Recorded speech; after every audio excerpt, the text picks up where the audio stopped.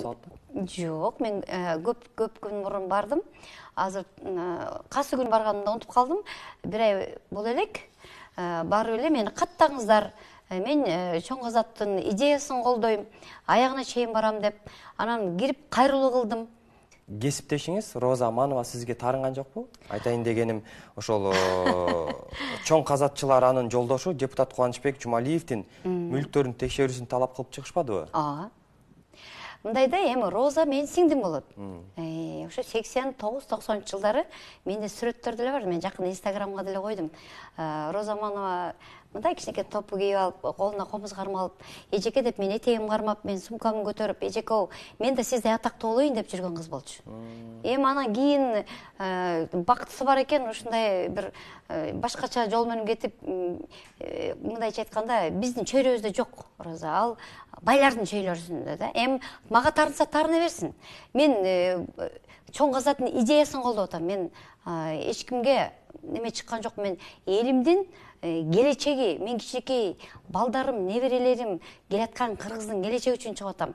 Эмне үчүн именно Жубалиевден баштады деп деле көбү сурап атат го. Мен деле муну териштиргем, сыймык менен да сүйлөшүп. Бул Акаев учурунан баштап коррупция баштаган экен. Акаевдин учурунда ошол жана акциялар сатылынып алып, бүт ошол коррупция Акаев учурунда башталып, ошонун оң колу анан мындайча айтканда немеси кассасы ушу Жумалиев агабыз болгон экен да. Ушу кишиден башталган экен бардык. Андан кийин башкалар кетет экен. Ошон үчүн түбүнөн баштап келип турган азыр да көптөрүнүн аттарын айтып атпай, баарына жетет, очередь жетет. Азыр ошол түбү башында ким турат, ошондон баштап атышат да. Анан берде Роза мага тарынганга акысы жок, керек болсо эжеке рахмат Кыргыз үчүн, Кыргыздын келечеги үчүн мына аттанымсыз сизге ийгилик каалайм. Керек болсо ушул элим үчүн мына биз деле иштедик, чыныгы мына момдай болду эле.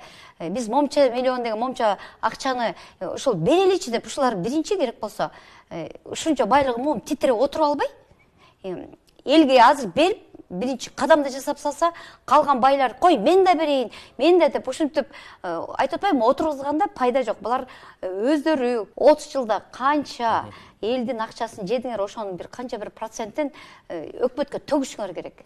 Өкмөткө төксөңөр аябай чоң акча болот. Ошондон биз